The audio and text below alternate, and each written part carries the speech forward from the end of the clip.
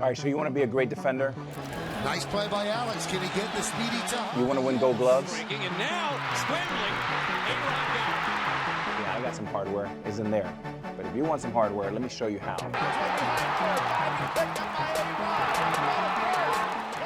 The most important thing is routine and great coaching. I've had some of the greatest coaches in the game. Larry Boa, Willie Randolph, on and on. Rob Thompson, one of the greatest fungos hitters in the game. And we talked about routines, and there's a collection of routines that I've collected for over 25 years. I always start on my knees, something very simple, right? And I start with about 10 ground balls, and I always put one hand behind the back, and I gotta make sure that I catch all 10, and they gotta hit perfectly in that pocket. And if it rattles a little bit, I start again. So you're looking for perfection. That ball has to be perfectly in that glove. You do 10 here, then you turn around, you work on some backhands, and the backhands, you always want to go this way. You never want to go this way. You always want to catch the hop, meet it where it's at, boom, boom. Why? Because you want to go through the baseball, just like hitting. Then you turn around and you work on some forehands.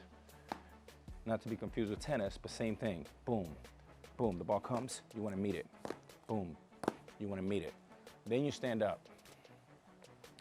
And I go infield in. About 10 or 12 from the infield in. And the reason why infield in is so important, A, you're practicing infield in situations, but you're also a little bit closer to first base. And you're also starting to get nice and loose, and you're making nice pocket throws right on the chest. Then you back up.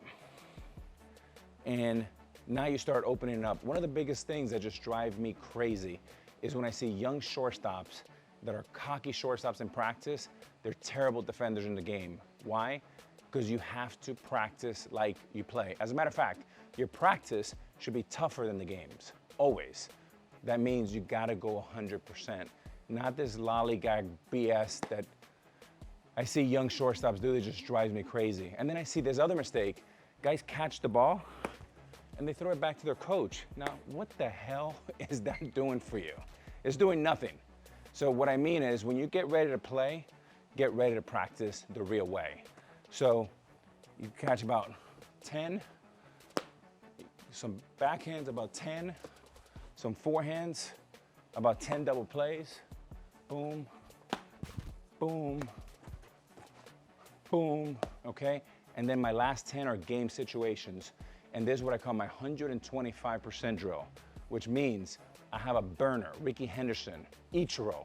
Ichiro was 3.6 down the line. So what would I do?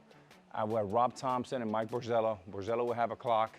He would toss the ball to Rob Thompson, and Thompson would hit it. And I have to make sure that I'm going 120%, meaning I'm like almost chaotic and out of control because Ichiro's running, so I move up a little bit.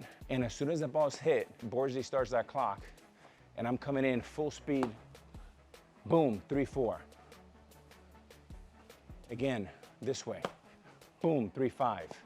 Now I do 10 of those, 120%. Why? 2.5 hours later, Ichiro got a man on third, 2 outs. He hits me a chopper. Guess what? I'm ready because I've done 10 of them and I've been going 120% and I get it under 3.5 and I beat him because he's 3.6. So the lesson for you youngsters out there that want to be a Gold Glove, practice has to be tougher than the game. And practice 100%, sometimes 120%, and then you can always finish with 100% and you're ready to play.